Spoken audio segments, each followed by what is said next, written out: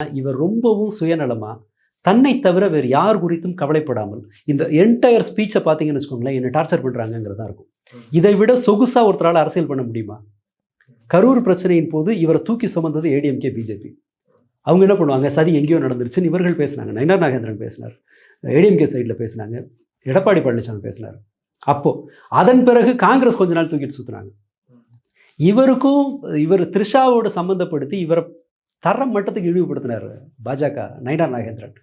அவர் அப்போது கேள்வி கேட்டு வந்தது யாருன்னா, எனக்கு டிஎம்கேலேருந்து வராங்க, தமிழிச்சி தங்கபாண்டியன், கனிமொழி சொன்னாங்கன்னு நினைக்கிறேன், தமிழிச்சி இது ஞாபகம் இருக்கு.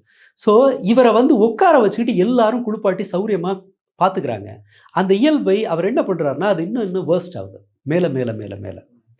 ஸோ இது வந்து முக்கியமாக நாம் இவர் குறித்து பேச வேண்டியது. இவர் பொலிட்டிக்கலாக இம்பாக்ட்ஃபுல்லாக இருப்பாருங்கிற நம்பிக்கை எனக்கு இல்லை, இப்போதும் இல்லை.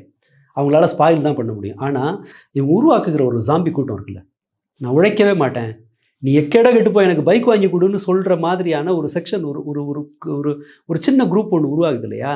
இந்த குரூப்பை இன்னும் இன்னும் இன்னும் இன்னும் போதை மருந்து கொடுக்குற மாதிரி இவர்கள் வளர்த்து வளர்த்து வளர்த்து தெருவில் போகிற வர்றவங்கலாம் விசில் அடித்து இந்த சொசைட்டியை. ஒரு பக்கம் நீங்கள் சொல்கிறீங்க இவரை மாதிரியே சொகுசாக வாழலாம், வேலை இல்லாமல் எப்படி வாழ முடியும் அப்படின்னு நினைக்கக்கூடிய ஆட்களை ஃபாலோ பண்ணுறாங்கன்னு பார்த்தா, ஆனால் என் உயிரே போனாலும் பரவாயில்ல, நான் வந்து போகிற உயிர் இங்கே இந்த கூட்டத்தில் போனால் என்ன, அது எனக்கு பெருமை தானே அப்படின்னு சொல்லக்கூடிய ஆட்களும் இருக்காங்கல்ல, அந்த கிரேஸ் இருக்குல்ல.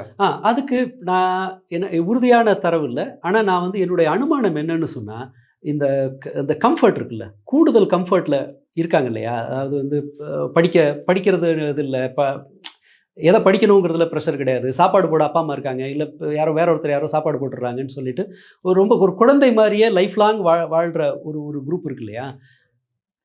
இவர்களுக்கு தங்களை என்கேஜாக வச்சுக்கிறதுக்கு என்ன பண்ணுறதுன்னு தெரில. மற்ற எல்லாமே, வேலைக்கு போகிறது இன்னொருத்தனோட பேச்சை கேட்கணும், திட்டுவான், நல்லா இருக்கும், என்னவோ நடக்கும். படிக்கிறது அது உங்களுக்கு நேரம் செலவு பண்ணணும். அதெல்லாம் அந்த கஷ்டமெல்லாம் இல்லாமல் உங்களை ஆக்டிவாக ஒரு மாதிரி புதுசாக வச்சுக்கிறதுக்கு விஜய் வந்து ஒரு ஸ்பேஸை உருவாக்கி தர்றாரு.